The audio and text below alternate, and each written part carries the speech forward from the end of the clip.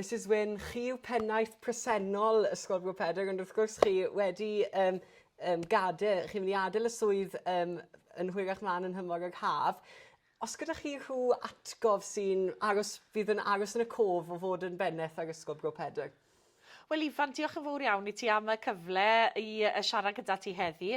Ac yn sicr, mae yna nifer o atgofion hapus iawn gyda fi o'n gyfnod i yma yn Ysgol Bro Pedr.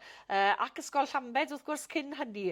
A'r cysylltiad â'r ysgol tua 15 mlynedd, dwi'n meddwl i gyd, felly mae'r amser wedi hedfan. Slai sôn felly am y top 3, os mae hynny'n iawn da chi, achos mae wir yn anodd dewis un yn benodol. Ond o'n i mor falch adeg Nadolig, llynedd bod ni wedi cynnal sioe fawr yn yr ysgol, a ddi'n sioe gyda disgyblion ar hyd yr ystod 39 yn cymryd rhan yn y sioe gris, wrth gwrs.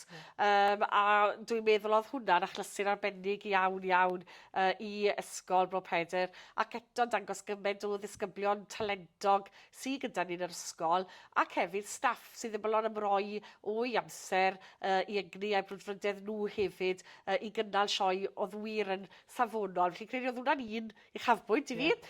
Un arall wedyn ni byddwn ni'n gweud pob Eisteddfod ysgol, a ni'n edrych ymlaen yn eiddgar at Eisteddfod ysgol fydd gyda ni eleni hefyd yn Ysgol Bro Pedr yn hwyrach mlaen hanner tymor yma, a mae'n braf iawn ar ôl y pandemig a'i holl heriau i ddod nôl ar traddodiadau yma sy'n mor bwysig i ni fel ysgol a chymuned leol hefyd wrth reswm. Felly, a un o chafbwynt arall, felly mae hwn yn swnio bach yn od mewn ffordd, ond gafodd yr ysgol arolwg llwyddiannus dros ben nôl yn 2016, a o'n i wedi dechrau yn swydd fel pennaeth tua 10 mis cyn yr arolwg, a oedd e'n braf iawn i weld bod yr ysgol wedi cael arolwg llwyddiannus iawn bryd hynny. Chi sôn am arolwg sy'n dod â ni ymlaen yn ddyfrydol at y cwestiwn nesaf de. Chi yn swydd newydd gyda chi yn eistedd ochr draw y bwrdd arolygu. Allwch chi sôn am rhoi braslun bach i ni o beth yw bydd eich swydd newydd chi?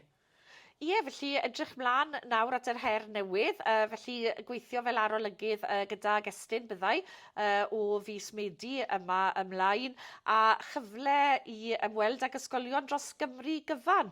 A dwi'n siŵr bydd hynny yn brofiad diddorol iawn o ran gweld sut y mae darparwyr ledled Cymru yn mynd ati mewn ffyrdd gwahanol, wrth gwrs, i gyflwyno addysg a phrofiadau i bobl ifanc. Felly dwi'n edrych mlaen at yr her hynny o ddysgu mwy am y byd addysg yng Nghymru gyfan, gobeithio. Wel, pob lwc i chi, ond cyn i ni orffen y cyfweliad yma, mae pennaeth newydd wedi cael ei phenodi, Mrs Carys Morgan, y dirprwy presennol. Os gyda chi rhyw fath o top tips i Mrs Morgan a sut i fod i arwen ysgol yn llwyddiannus? Wel, yn amlwg mae Mrs Morgan yn ddirprwy bennaeth yma eisoes yn Ysgol Bro Pedr, ac felly mae gyda ddi adnabyddiaeth o'r ysgol eisoes wrth reswm. Ond bydden ni'n dweud y peth pwysig yw y gwaith tîm yna. A fi'n credu taw dyna yw allwedd llwyddiant Ysgol Bro Pedr, bod gyda ni dîm o ddisgyblion ac athrawon arbennig iawn yma, a'r ffaith bod y gymuned leol wastod mor barod i gefnogi hefyd. A dwi wir yn teimlo bod Ysgol Bro Pedr yn ysgol unigryw, un o'r ysgolion 39 cyntaf yng Nghymru, wrth gwrs, ac yn bendant, dwi'n siŵr bod Mrs Morgan fel fi yn cael boddhad mawr iawn o arwain yr ysgol nawr i'r cyfnod nesaf yma. Gret, Mrs Wyn, diolch yn fawr iawn i chi am y cyfle i ddod i gyfweld â chi heddi, a phob lwc wrth gwrs yn eich swydd newydd. Fi'n siŵr bydd Ysgol Bro Pedr yn gweld eich eisiau chi.